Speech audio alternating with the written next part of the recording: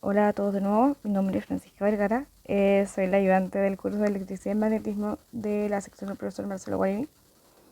En este video de la ayudantía 10 vamos a ver el segundo problema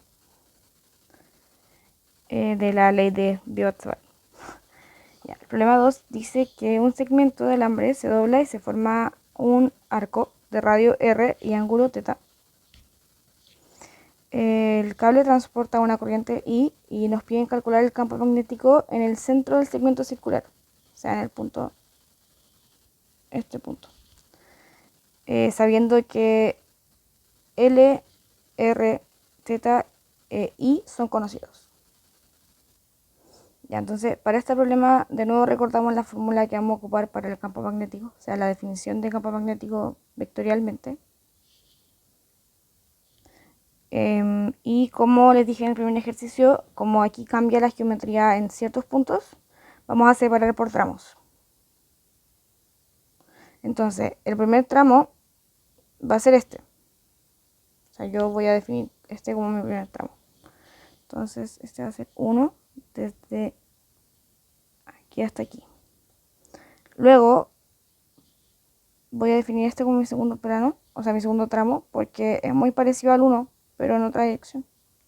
O sea, en otro, está un poco más inclinado, pero mide L también y pasa una corriente I. Entonces son súper parecidos. Y este como mi tercer tramo, o sea, este arco. Una vez que tengo definidos los tramos, vamos a partir por el tramo que podría ser más complejo, el tramo 3. Ya. Entonces, como ya conocemos la fórmula, vamos a definir los elementos de la fórmula. Entonces, para el tramo 3, definimos el R como donde queremos calcular el campo y va a ser el punto P. El punto P en este caso yo lo voy a poner como mi origen, por lo tanto R va a ser 0. Esto hace que sea mucho menos complicado el cálculo para más futuro. Entonces traten de definir ese punto donde les piden cuando no hay un eje aquí como X y Z. El punto donde les piden definirlo como el origen si quieren. Es una recomendación. Luego R' sería R seno de phi, porque θ es un valor conocido de todo el arco, entonces phi va a ser el arco, o sea, el ángulo que recorra este arco, en y tongo menos R coseno de phi en X tongo. Ya, ¿por qué elegimos este R'? Esto se debe a que si yo dibujo aquí nuestro arco y los ejes, voy a tener que, o sea, como los ejes de dirección, en verdad, voy a tener que el ángulo phi, como les dije antes, va a ser el que recorra el arco de radio R. Luego, si yo mío aquí, esto va a ser el ángulo adyacente. Va a corresponder a R coseno de phi. Mientras que esta parte va a ser, o sea, no, perdón. Eh, o sea, esta parte va a ser R coseno de phi, perdón. Y esta va a ser R seno de phi, ya que sería el cateto opuesto, en las direcciones que nosotros planteamos aquí. Entonces, por eso nosotros al final como que parametrizamos nuestro arco en función del ángulo que recorre el arco. Y en consecuencia de eso, el de L va a ser R coseno de phi en I tongo más R seno de phi en X tongo. Y todo esto va a estar en función del diferencial de phi, porque es nuestra variable. Luego, que ya tenemos todos los elementos, podemos plantear nuestra fórmula. Entonces, B3, o sea, B del tramo 3, va a ser igual a mu sub 0 partido en 4pi por la integral de 0 a teta, que es al final el ángulo, teta del ángulo que recorre, o sea, que mide al final como fijo el arco, de I por R seno de phi en X tongo más R coseno de phi en Y tongo cruz,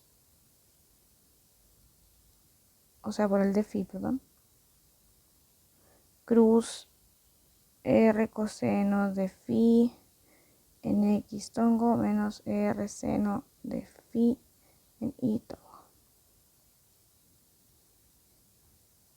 Ya que el R vector es 0 menos R' se cambian los signos. Todo esto partido en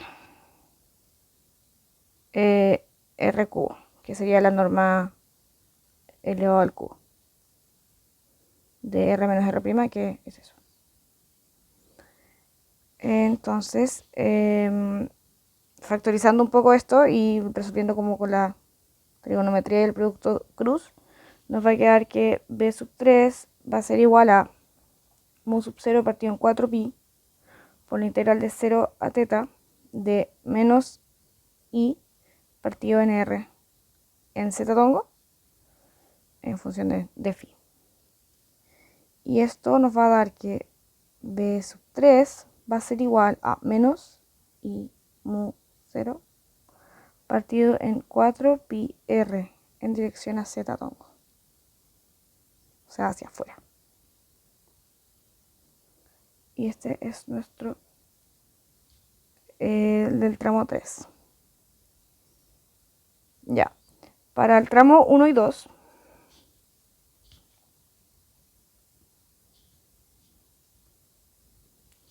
como les dije antes, geométricamente son muy parecidos.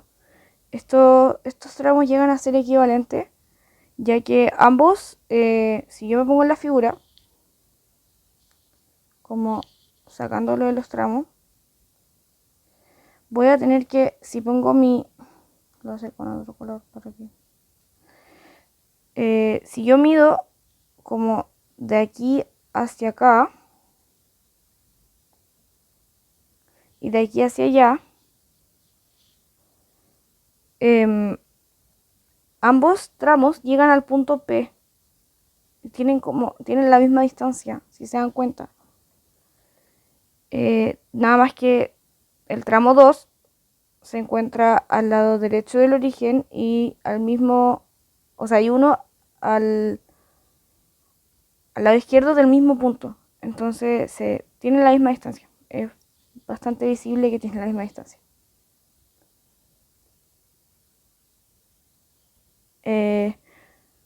Por eso mismo se van a anular al final, porque este llega al punto y este se aleja del punto por la dirección de la corriente, si se dan cuenta.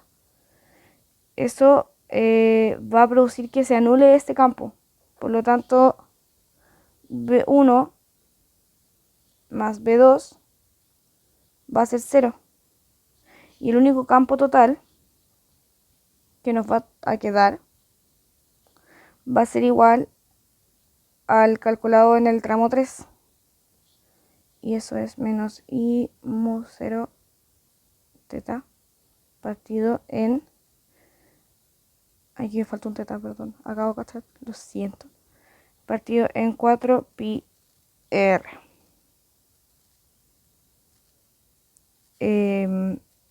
Sí, al resolver integral aquí me falta un teta, lo siento, pero ese es el resultado. Este de aquí. Y eso, les dejo como desafío. Después lo voy a conversar con el profesor este tema. Probar que 1 y 2 se anulan. Está en la pauta del desafío sorpresa en otro color para que si quieren lo hagan. Eso, muchas gracias por ver este video y falta uno, así que nos vemos en el próximo.